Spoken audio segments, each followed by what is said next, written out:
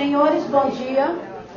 Meu nome é Betânia. Eu venho trazer para vocês aqui uma proposta que é um casamento antigo com um referencial novo, que é a análise estratégica das cooperativas do trabalho frente à nova lei de terceirização.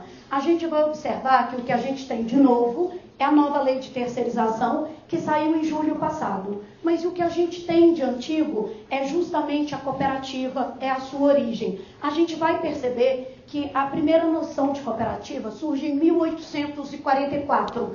E a gente vai perceber também que surge no momento de miséria e necessidade na Inglaterra, momento em que 28 tecelões se juntaram para poder abrir uma proposta de cooperativismo que eles pudessem trabalhar juntos sem criar nenhum tipo de problema. A gente verifica que a lei 5.764 de 71, que foi a lei que deu origem às cooperativas do trabalho no Brasil, ela trouxe a ideia de cooperativismo e a verdadeira noção do que seria a cooperativa. A gente observa que esse conceito é um conceito muito amplo, porque ele é abarcado em determinados princípios, como a gente pode observar, que é adesão livre e voluntária, gestão democrática, participação econômica, autonomia e independência, educação, formação e informação, interação, intercooperação e interesse pela comunidade. Sem esses princípios, não há que se falar em cooperativismo. Nós temos alguns objetivos sociais que nos levam a criar as cooperativas. A gente pode observar que a cooperativa ela pode ser feita para a educação, para a mineração, para o turismo, para a agropecuária, para o crédito e para o trabalho, que são as mais comuns.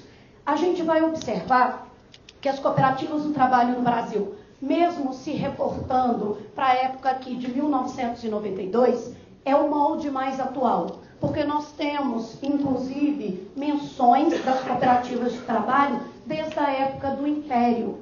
A gente pode observar que o Brasil, sempre em época de crise, ele promove uma discussão cooperativista. E para a gente entender um pouquinho mais sobre o que seria o cooperativismo, a gente vai ver que a formação social das cooperativas, ela se faz a partir do grupo de gestores.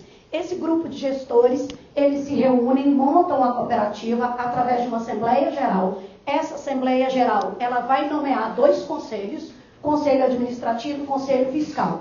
E a partir daí, vão ser tecidos direitos que são previstos em lei para os cooperados. Porque o cooperado, ele não fica sem nenhuma fundamentação legal, muito pelo contrário.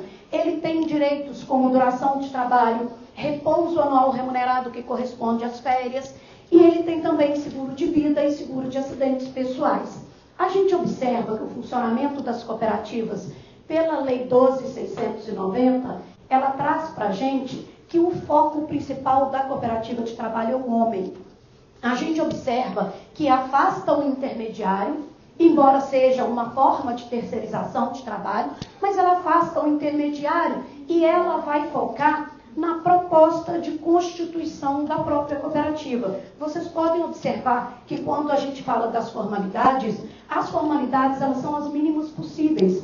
Nós temos aí o acordo que é fechado, que é celebrado em assembleia e posteriormente precisa ser lavrado em cartório, seja um cartório de notas ou um cartório de documentos. A gente vai ver também que o capital social da cooperativa, porque como todos os membros são sócios, esse capital social ele precisa ser integralizado. Ele pode ser integralizado em dinheiro, ele pode ser integralizado em bens, e esses bens precisam ser avaliados pela Assembleia Geral. E a gente vai observar também que a cooperativa ela tem um tratamento jurídico específico quando o assunto é tributação.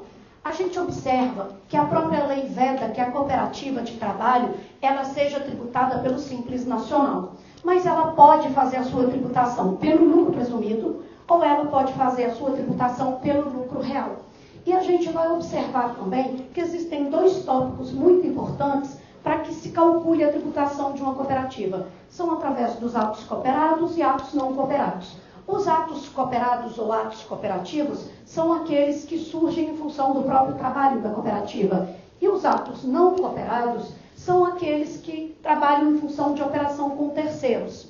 E para que eu preciso saber disso? Porque é justamente em cima das cooperativas, a gente observa que os atos cooperados, eles não têm incidência nem de imposto de renda e muito menos de contribuição social sobre o lucro, que vai ter uma participação efetiva em relação à previdência social. E nós temos os atos não cooperados, que são sujeitos a toda a tributação.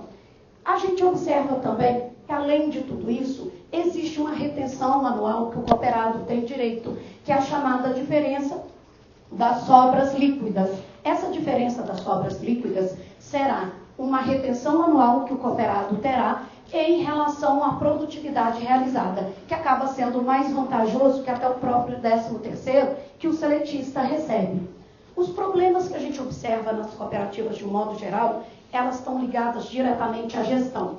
A gente pode perceber, eu trouxe até alguns aqui, que o principal deles é o desconhecimento do mercado. Se você não conhece o mercado, não conhece a competitividade do mercado, você está fora dele. Então a gente precisa observar que a própria lei de terceirização, ela trouxe para a gente uma forma de conhecer o mercado. Porque a lei de terceirização que veio em julho, ela disse para a gente qual que é a diferença entre atividade meio e atividade fim, quebrou esse paradigma e nos permitiu trabalhar tanto atividade meio como atividade fim, sem nenhum tipo de problema, em que a gente pudesse deixar de repensar até o próprio direito. Se a gente for analisar, a gente precisa analisar o direito de uma forma mais estratégica, porque nós temos hoje um número muito grande, como a própria Luciana falou, de processos. E a justiça, principalmente a justiça do trabalho, ela está muito abarrotada de processos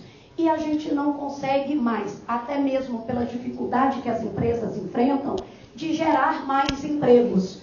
E aí vem uma discussão bastante interessante, porque se as empresas estão intimidadas pela própria justiça do trabalho, que acaba não sendo tão efetiva quanto precisava, e acaba sendo um gerador de desemprego, a gente parte para a conclusão.